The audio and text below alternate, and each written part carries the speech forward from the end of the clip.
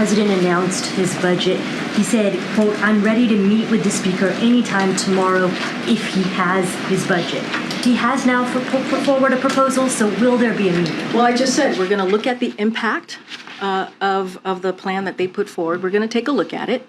I've said that already.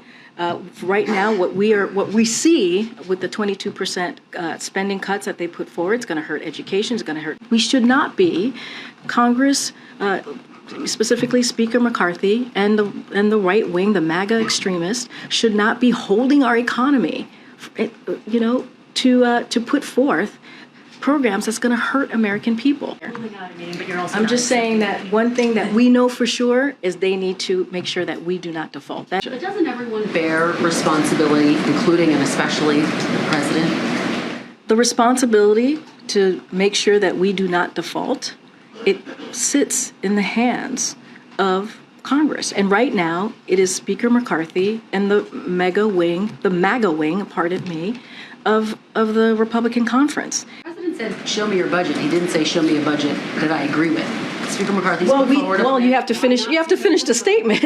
He said, "Well, you have to finish what he said." The statement that he made, his quote is, "Show me your budget, and I'll show you what you value." That's what the president said. The question is, isn't the ball in the president's court? I already answered the question, Kristen, many, many times. This is a constitutional duty that Congress has, and Speaker McCarthy is playing games. The debt limit, at the risk of dating myself, I was here back in 2011 during the debt ceiling fight then, and due in part to the gridlock over that issue, S&P downgraded the nation's credit ratings, markets plummeted, interest rates increased, the country's borrowing costs went up by more than $1 billion.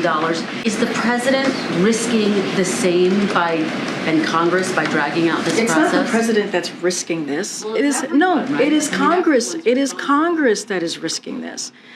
These political stunts that you're seeing from Speaker McCarthy and the MAGA wing, this is dangerous. These are political stunts that we should not have to negotiate on this. We should not be doing this with conditions. On the debt limit, what will it take for the president to sit down and have a face-to-face conversation with House Speaker McCarthy at this point to try to hash out some of this? So look, I've been very clear when it comes to the debt ceiling. Sorry, there's something flying around. That should be done without conditions. It has been very clear. Show me your budget, and I'll show you what you value. We have seen what the Republicans in Congress, in the House specifically, along with the Speaker McCarthy, value. And this is what they put forward yesterday, something that we believe will harm American families. Saying that there's a possibility that the president won't sit down with the House Speaker. I'm not saying that at all. I'm saying we're looking closely at the proposal that they put forward. We're going to analyze the impact of the 22% spending cuts that they put forward. But what we are saying at the same time, look, I don't have a meeting to announce, but we've been very, very clear.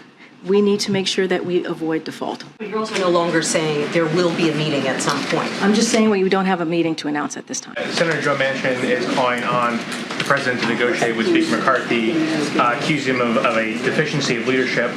What is your response to those comments from Senator Manchin? And is your point that the president's unwillingness to negotiate becomes unsustainable? They have a strong relationship. The president's message is pretty simple and has been. It has been very simple this past several weeks, several months.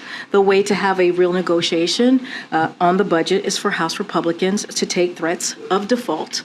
House Republicans need to get to work and stop the delay and put a bill on the floor that's going to avoid default.